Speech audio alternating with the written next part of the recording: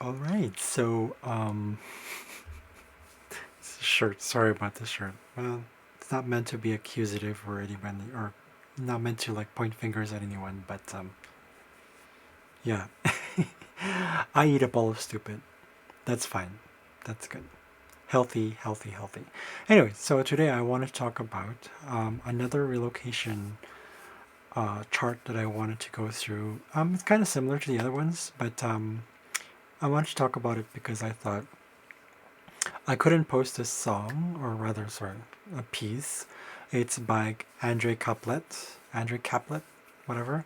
And I was trying to post it for YouTube here, obviously, but then I realized that Caplet passed away in April of 1925, and according to laws in Canada, we cannot really use his pieces in public until 2025 because it's 100 years from it's that's what allowed for Canadians, at least in, I don't know if this applies. I don't know how that all works, but all I know is that usually if the person is dead past 100, like they've been dead for over 100 years, then we could use their pieces. We can, all those things, but you have to get special requests. I don't know.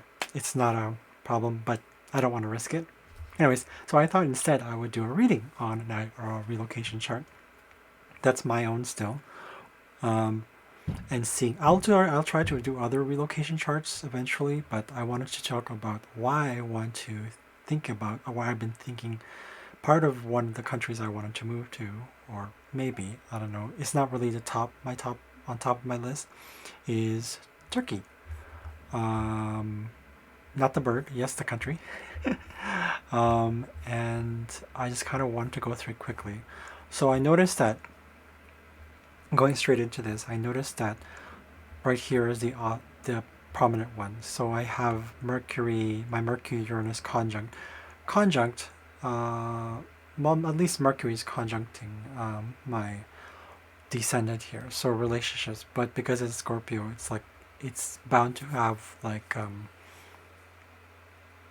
kind of power struggles probably. But because it is in conjunct, it's kind of like I'll grow through it eventually if I were to move to Turkey.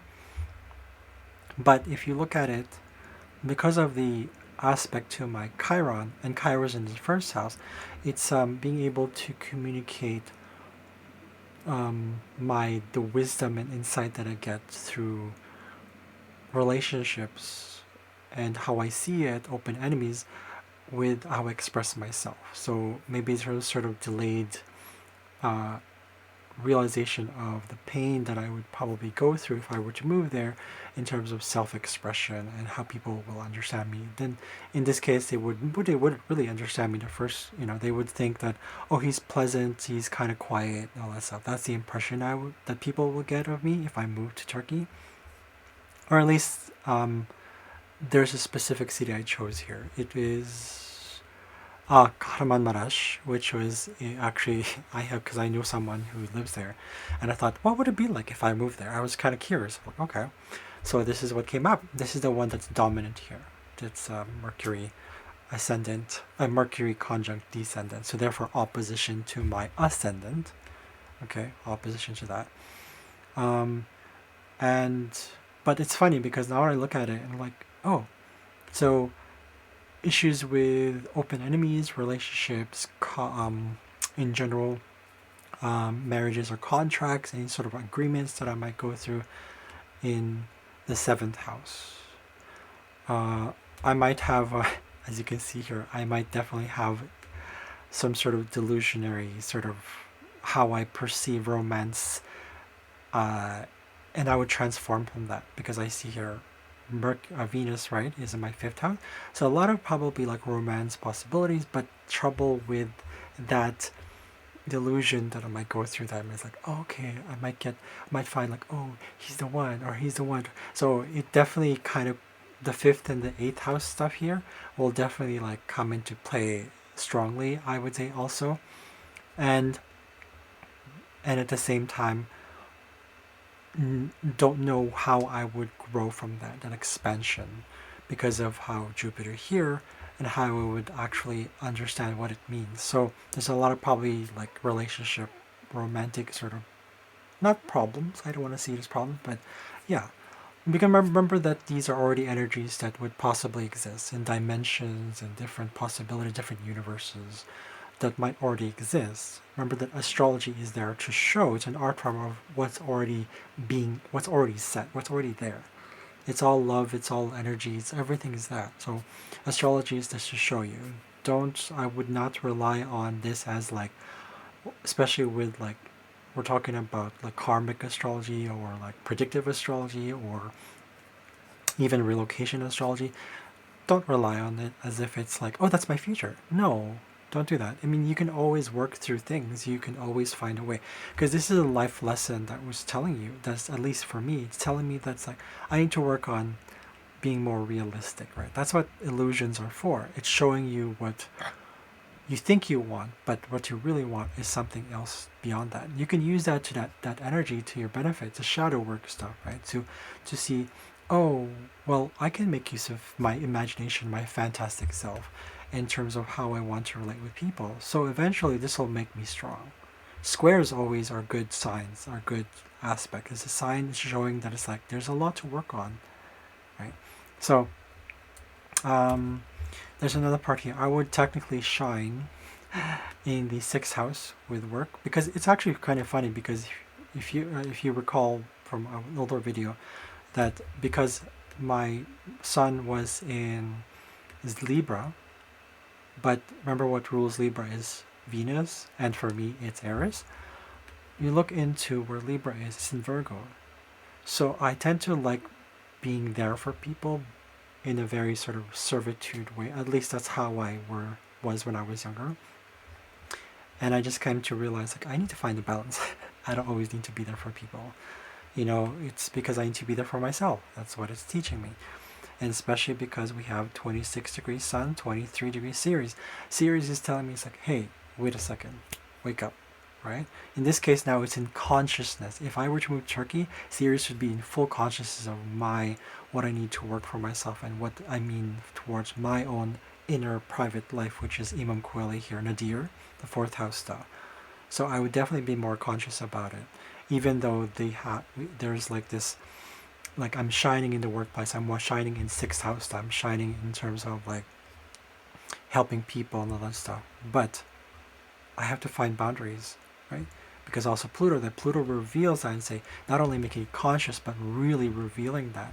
I would say that Pluto here, if I were to move to Turkey, that makes it even more emphasized.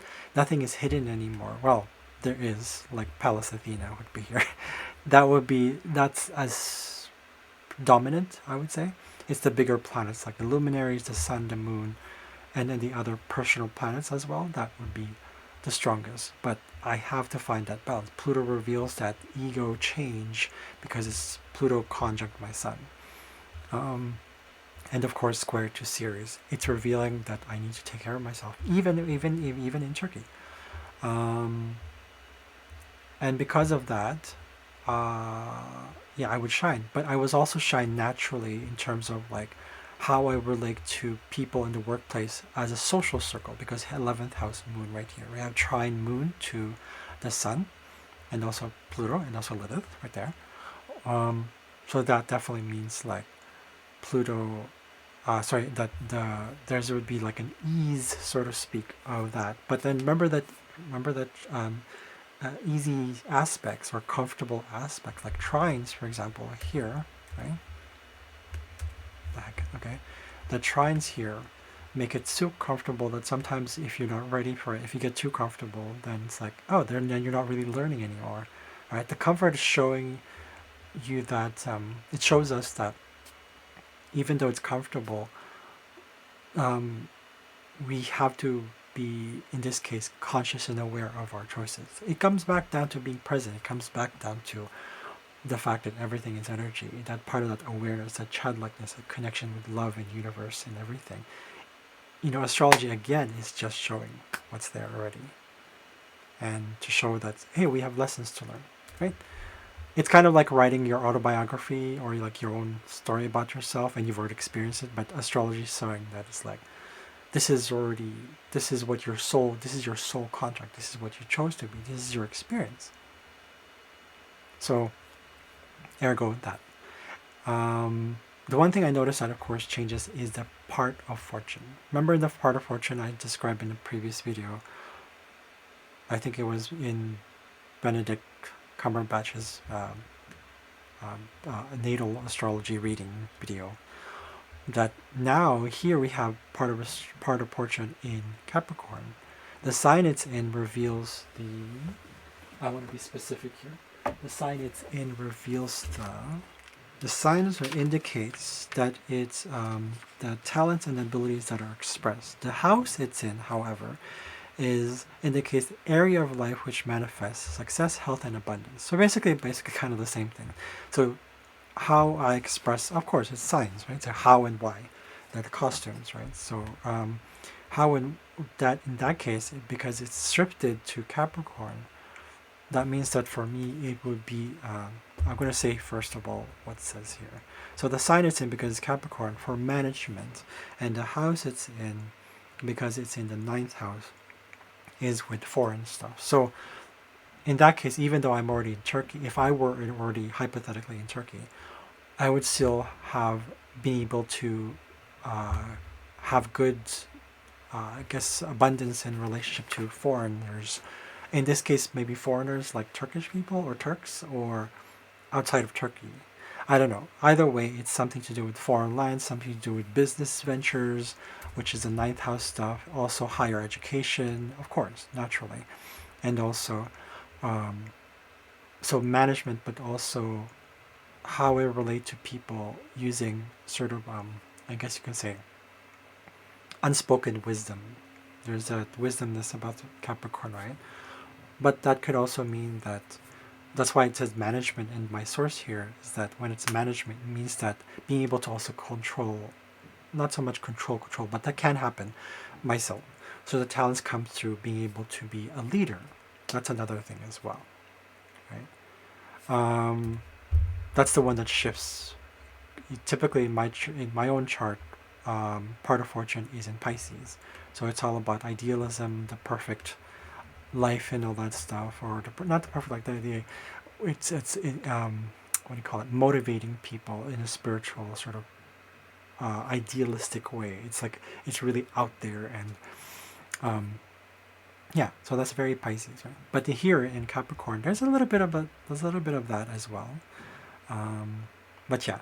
So anyways, I just wanted to quickly go through this because I thought, I'm gonna go post something that is fun but still like relevant to what I do here, and because I couldn't post something for music, I'll pick something else next time. I was gonna post it, and so in any case, I'm gonna link the piano. I'm gonna link a piece of someone playing that song. I keep saying that piece by André Caplet.